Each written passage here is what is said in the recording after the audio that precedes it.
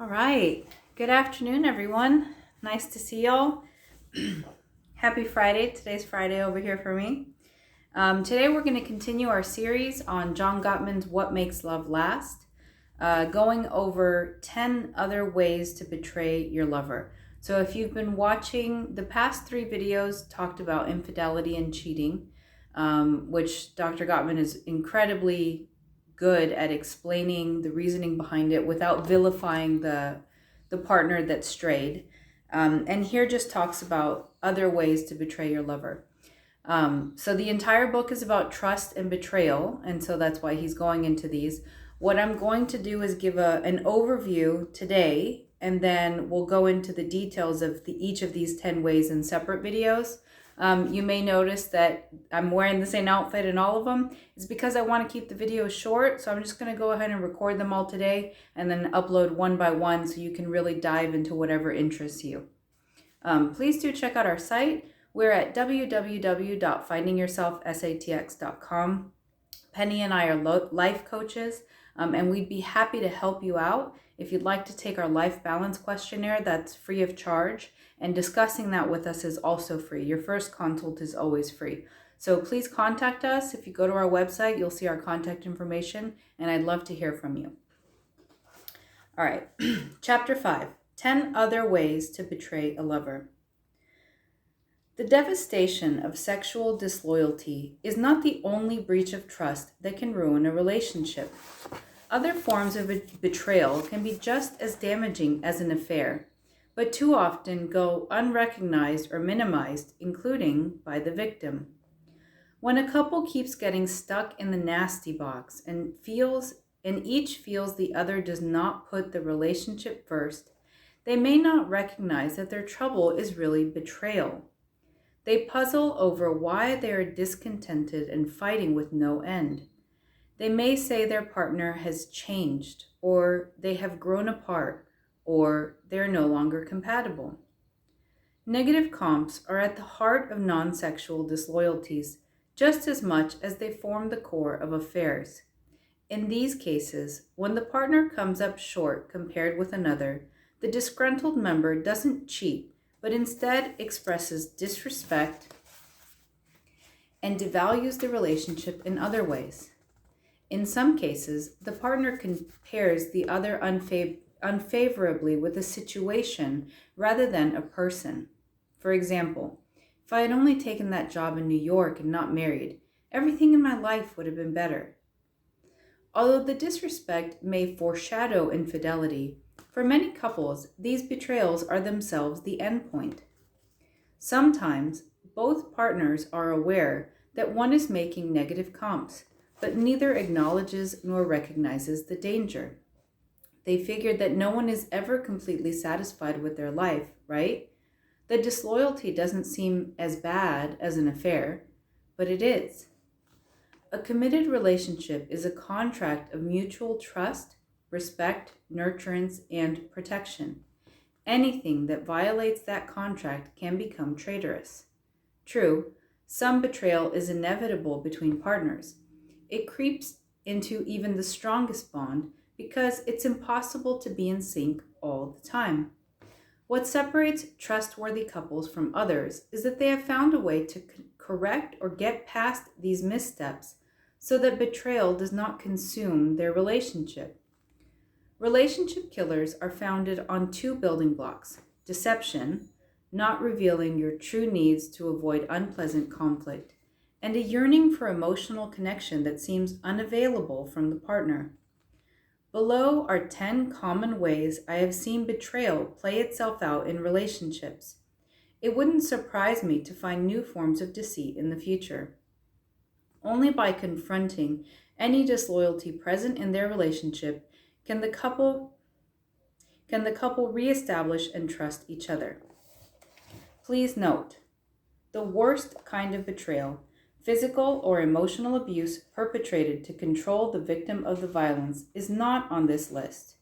Do not use this book to improve such a relationship. Any kind of unwanted touch signals physical abuse, including forced unwanted touch in the bedroom.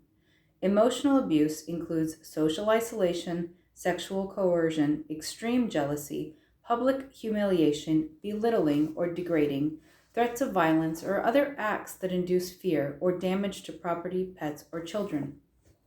If your partner is abusive, acknowledge to yourself that you don't deserve such treatment and enlist help. There are many nonprofit organizations and governmental programs poised to assist people in your situation. You deserve support. Look over the list below and see if any of these situations feel familiar or trigger uneasiness. If so, you may be facing a betrayal with the potential to be as serious as finding steamy text messages between your partner and someone else. This list isn't about condemning or giving up on your relationship. It isn't about who's right or wrong. As with sexual affairs, these betrayals can be overcome if you recognize the problem and repair the relationship. I've listed them in no particular order. They are all perilous. 1. So I'm just going to read them and then I'll go deeper in the next videos. 1. Conditional commitment. 2. A non-sexual affair, sometimes called an emotional affair. 3. Lying. 4. Forming a coalition against the partner. 5. Absenteeism or coldness. 6. Withdrawal of sexual interest. 7. Disrespect. 8. Unfairness. 9. Selfishness. 10. Breaking promises. So I do realize that just reading them in a list isn't necessarily going to help you understand truly what it means, so I recommend that you watch the next series of videos that we post. But also do pick up your own copy, follow along. Highly recommend this work, all of John Gottman's stuff actually. And check out, his site is, if you just Google the Gottman Institute, they have a lot of really good resources there as well. And if you're looking for like couples counseling, you can see lists of therapists who have been trained in the Gottman method, because just because you're a couples counselor doesn't mean that you know this method, right? Betrayal versus whistleblowing. A relationship is a commitment, but it shouldn't be a pair of handcuffs or a muzzle. At times, expressing disapproval of your partner's deeds can be the most loving and supporting action you can take. Blind acceptance is never a healthy strategy. Alexander Hamilton once said that to mistrust the government to regulate itself is an obligation of the citizenry. Likewise, sometimes it's necessary to hold up a mirror for your partner. No one is immune to bouts of narcissism, selfishness, and poor judgment. Calling your partner on such behavior is healthy. In doing so, you are focused on your partner's payoffs, not your own. We need to rely on each other's honesty to challenge our values, even if that means hearing the sting of, "What were you thinking?" or "How could you do that?" If you are the recipient of such corrections, realize that your partner's love is motivating the confrontation. Instead of being defensive, try to focus on what your partner is saying and discuss the issue with openness. Too often, however, a partner's withdrawal of support is not a form of whistleblowing, but a selfish betrayal. When a relationship begins to collapse under the weight of any type of disloyalty, it takes more than apologies, promises, and romantic nights out to strengthen the bond. The couple must first recognize that a form of infidelity is at the heart of the breach. To find their way back to each other, the couple will need to work together on a tuning. Only by newly exploring each other's inner world can they succeed at reconnecting. All right. Thanks for being with me. Hope to see you soon, and we will dive deeper into each of these 10 other types of betrayal, which are not as, you don't think about it necessarily as a betrayal. And once you understand this and you follow the steps here, you'll really be able to be more committed to your partner. Or if you're not with anyone anymore, you'll really do better for the next time around. And personally, I'm not perfect. I'm standing here and reading to you guys, but I've been through a lot of this stuff. And so learning the mistakes that I've made in my previous relationships have really helped me, right, to be able to do better the next time around. And then learning within the relationship has helped me to do better and to improve. I feel like it's an everyday process. And so if you think about relationships broader than romantic, right, you have your work relationships, you have relationships with your family, you have your romantic partnership. All of this really helps with all of it.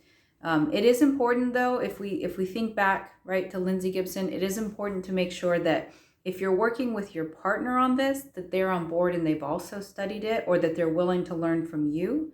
And if you're bringing these skills, and so we'll go into it, right, in chapter 6 we'll go into what attuning means and how to have the conversations and all of that. But if you're bringing these skills to other relationships, you have to make sure that somebody's emotional maturity level matches your own, or they have to be willing to learn. If you go off and start trying to teach someone when they're not receptive, you're not going to get very far, right? So there's a time and a place for all of this.